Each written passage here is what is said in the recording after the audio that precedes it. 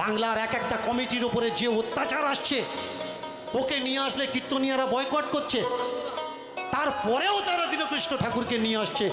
এরাই তো দীনকৃষ্ণ ঠাকুর। এরা চাচ্ছে সত্য সামনে আসুক, সত্য সন্ধানী যারা তারাই দীনকৃষ্ণ ঠাকুর। আপনার বাড়িতে যে সাধু বৈষ্ণব দেখলে তর্ক করছে, সত্য মিথ্যা নিয়ে তর্ক করছে, আপনার ছেলেটা দীনকৃষ্ণ ঠাকুর, আমি দীনকৃষ্ণ ঠাকুর নই। ট্রামে, ট্রেনে, বাসে, ডাক্তারখানায়, রোডে, চাষ করতে গিয়ে, পুকুরে চান করতে গিয়ে, দাঁত মাজতে মাজতে কলতলায় সত্যের জন্য যারা লড়াই করছে তারাই দীনকৃষ্ণ ঠাকুর। আপনারা জানেন কি যে কীর্তনিয়ারা কেন আমি থাকলে আসতে চাচ্ছে না? কটা সত্য কথা শুনুন, ভালো করে মন দিয়ে শুনবেন। যে আমি থাকলে কীর্তনিয়ারা আসতে চাচ্ছে না কেন? 2020 সালে আমি একটা ডাক দিয়েছিলাম, ভালো করে মন দিয়ে শুনবেন। 2020 সালে আমি কীর্তন সমাজে একটা সমাজ তৈরি করতে চেয়েছিলাম, আর সেখানে আমি কটা আবেদন রেখেছিলাম।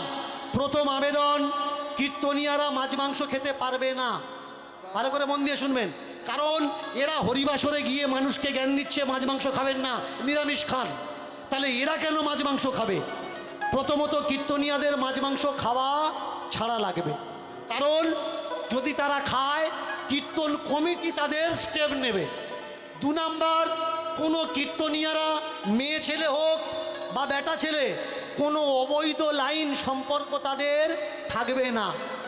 মেয়ে ছেলে কীর্তনিয়া খুলির সঙ্গে পালিয়ে যাচ্ছে, কর্তালির সঙ্গে কীর্তন করতে করতে পালিয়ে যাচ্ছে। বর বারান্দায় ঘুমুচ্ছে, যে হ্যান্ড কিবোর্ড বাজায় ও বোর সঙ্গে শুয়ে আছে। ও দা একে বললে আমার কিবোর্ডওয়ালা, তুমি একে নে। আর তোমার কিবোর্ডওয়ালা তোমার বোর কাছে শুয়ে আছে, বলে না ওরা গান বাজনা নিয়ে আলোচনা করছে। আলোচনা করছে নাকি আলোয় চোনা ফেলে দিচ্ছে, খেয়াল আছে? আমি বলেছিলাম চরিত্র খারাপ হলে হবে না।